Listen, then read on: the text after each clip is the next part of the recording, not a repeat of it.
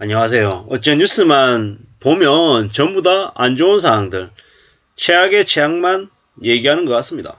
무역 적자 이미 우리가 알고 있다시피 13개월째 지금 지속되고 있고요.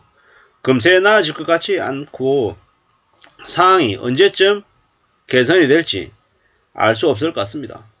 상저하고 상반기에는 국가 경제 성장률이 낮지만 하반기에는 좀 나아질 거다, 이렇게 얘기하는데 지금 4월인데 자꾸 저런 얘기들만 하고 있는 것 같습니다. 어떻게 해야 되는 걸까요? 앞으로 한국의 경제는 어디까지 추락하게 될지 심히 우려스럽습니다. 이미 벌써 정부 측에서 1%대의 경제 성장률을 지금 얘기하고 있습니다. 4월인 지금 1%대의 경제 성장률을 얘기하면 실제로는요 0%대 혹은 마이너스 경제 성장도 할 수 있을 것 같다, 될 것 같다 라는 조심스러운 짐작을 합니다. 앞으로 한국의 경제 성장률은 낮고 물가는 높은 되게 험난한 상황들이 계속될 것 같은데요. 여기에 더불어서 산유국들이 추가적인 감산을 한다고 합니다. 유가가 또 올라갈 수 있는 우려가 생긴다라는 거죠. 이래저래 아무리 둘러봐도 한국의 경제에는 도움되는 얘기보다 우려의 얘기가 더 많은 것 같습니다. 어떻게 하려고 이런 상황들이 벌어지는 걸까요? 미국은 미국대로 자기네가 그동안 10년 넘게 쌓아왔던 부채를 이번에 털어놓으려고 자국의 큰 기준금리를 대폭 올렸고, 그로 인한 여파를 미국 내에서도 조금씩 이제 받는 것 같고, 미국으로 끝나냐? 아니죠. 유럽이든 중국이든 한국이든 일본이든 그 여파를 다 받을 것인데 가장 취약한 게 한국 같다라는 생각이 요즘에 더 많이 듭니다. 어디 기댈 데가 있나요? 이웃나라하고 잘 협업해서 뭔가를 좀 만들어 보고 싶은데 참 쉽지 않은 것 같은 모양새입니다.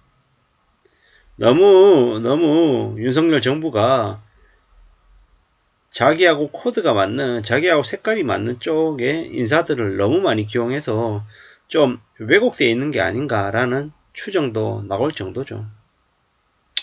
걱정이 계속 쌓이고 있는 형국입니다. 결국 뭔가를 좀 바라고 뭔가를 좀 기대하고 좀 지내고 싶은데 참 막막하죠. 걱정만 계속되는 거죠. 저러다가 한국이라고 하는 나라에 어떤 충격적인 일이 벌어질까 걱정이죠. 걱정입니다. 예. 앞으로 어떻게 될까 참 걱정이죠. 예. 앞으로 잘 생각해 봐야 될 것 같습니다. 삶이 생각보다 더 충격적이고 더 암울하기 때문에 삶을 어떻게 좀 잘 관리해야 될까에 좀 진지한 대책들을 좀 마련해 놔야 될 것 같습니다. 그거 말고는 길이 있겠습니까? 길이 없는 것 같습니다. 산유국들의 감산 합의 때문에 한국 경제의 불확실성이 더 커지고 있다는 거죠. 원달러 환율도 상승하고 내수 물가는 또 올라가고 경기 침체 속에 물가만 오르는 스태그플레이션 가능성이 커지고 있다고 봐야죠. 예.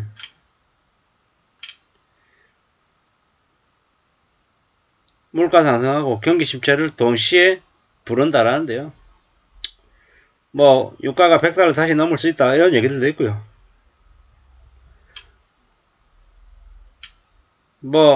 이래저래 더 어려운 상황, 더 안 좋은 상황들만 계속되고 있어서 참 걱정이죠. 네.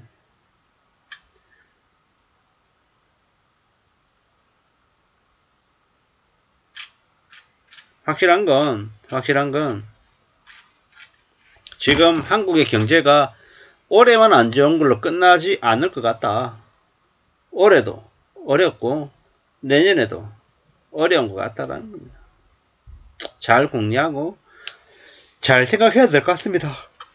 아무도 지금의 상황을 뭐 대신 뭐 도와주거나 챙겨주거나 이럴 일 없을 것 같으니까 개개인들의 삶에 맞춰서 좀 더 살아갈 궁리를 해야 될 것 같습니다. 뻔한 얘기지만 소득 대비 소비가 적어야 되고요. 소비는 최대한 줄이고 어떤 식으로든 좀 돈을 아낄 궁리해야 됩니다. 돈을 아껴서 좀 덜 쓸 궁리를 해야죠. 그래야 뭐 좀 괜찮아질 것 같습니다. 함부로 뭔가를 기대하는 그런 심리는 안 가지는 게 좋겠습니다.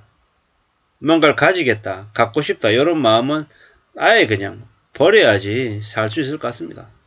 다운사이징, 뭐 정리, 뭐 비움 이런 것들을 삶의 모토로 삼아야겠죠. 뭐 단살이니 아니면은 뭐 정리의 기술이니 뭐 비운다느니 이런 기조나 이런 트렌드는 일본에서 유행하던 모습입니다. 왜겠습니까?